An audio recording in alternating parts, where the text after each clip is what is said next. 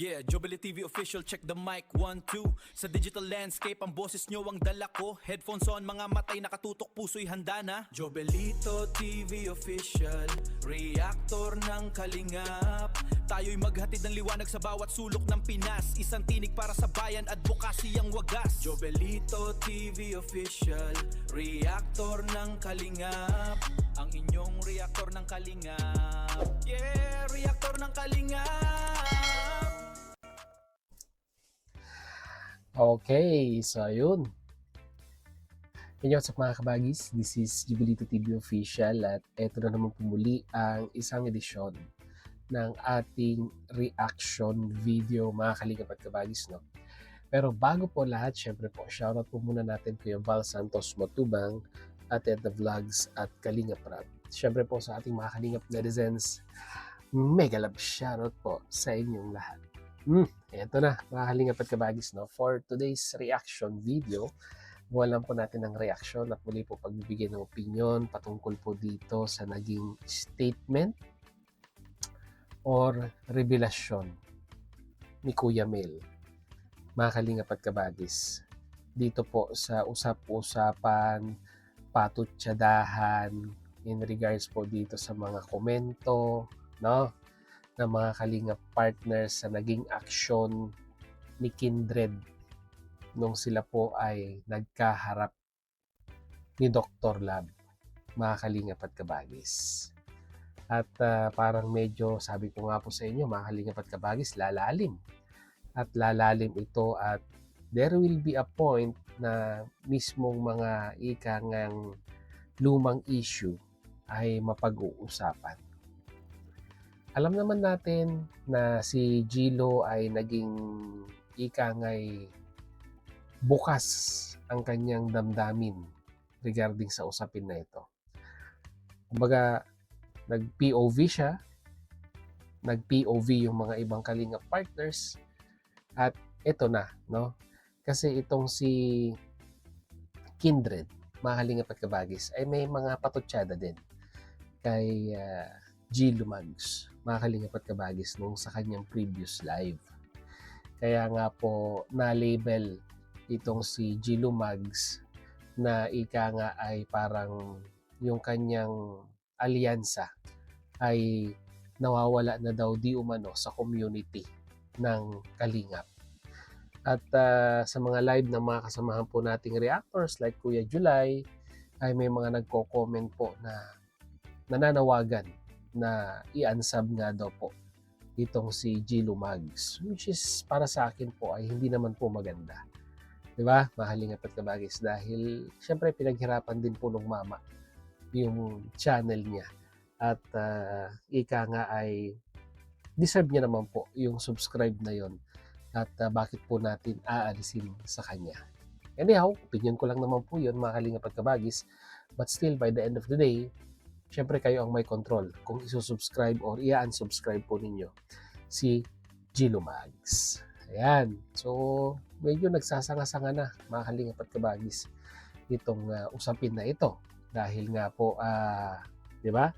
May point of view si isa, may point of view si isa, at minsan ay hindi nagmamatch yung kanilang mga point of view. May mga kalingap partners na nagsasabing tama lang ang ginawa ni Kindred.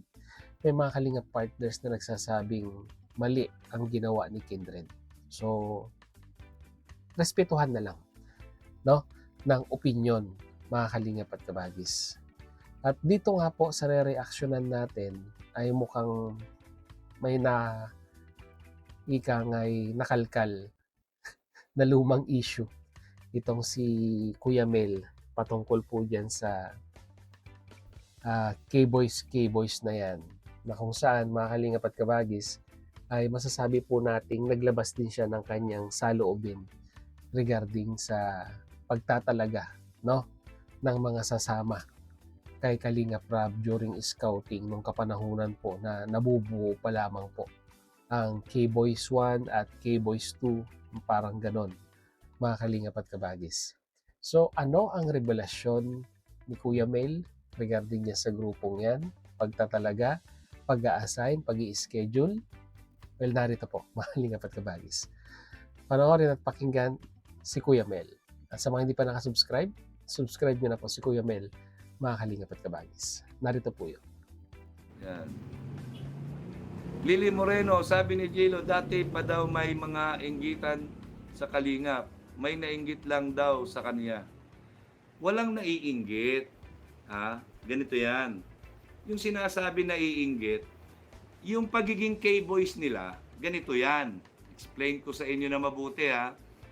Nag-announce si Kalingap Rab na every other 2 weeks magkukuha siya ng makakasama sa Team BSM, sa Lighthouse.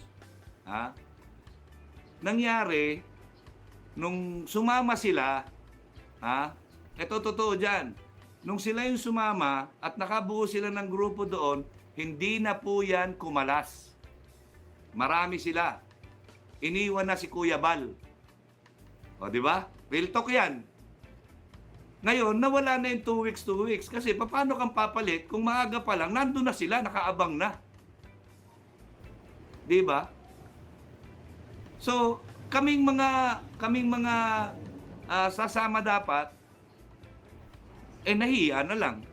Doon na lang kami. Kasi hindi naman permanent yun para ma-promote lang yung channel. Pero ang ginawa nilang permanente. O si Kalinga Prab, si Kalinga Prab po kasi sa sobrang bait niya, hindi siya makapagsalita sa mga tao niya.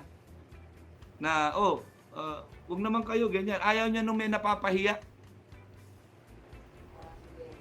Parang si Kuya Balyan. Kaya yun, naging permanent sila doon. At hindi na bumalik doon kay Kuya Bal para doon na mag-support sa program ni Kuya Bal. At doon na sila kay Kalinga Prab. Kaya nagkaroon ng K-Boys 2. Sila yung ginawang K-Boys 2. Dahil hindi na sila umalis doon. O siguro, usapan na, huwag na kayo alis, dito lang kayo, basta dito lang kayo. Pabayaan nyo kung may dumating, basta dito lang kayo. Ganyan. Yan ang totoo niyan. Walang naiinggit. Kasi kung may naiinggit, dapat siniraan na kayo noon pa. Di ba? Matindi yun, mga kalingap at kabagis. Matinding revelasyon yun. So, usapang inggitan pala. Di umano, sinasabi nga daw po ay marami daw pong naiinggit allegedly kay Gilo Mags, kaya daw po sinisiraan or something na ginagawa sa kanya ngayon, mga kalingap at kabagis. Pero base po dito sa sinabi ni Kuya Mel, di ba, ay kung noon pa lamang po, kung gusto siyang siraan ay noon pa ginawa.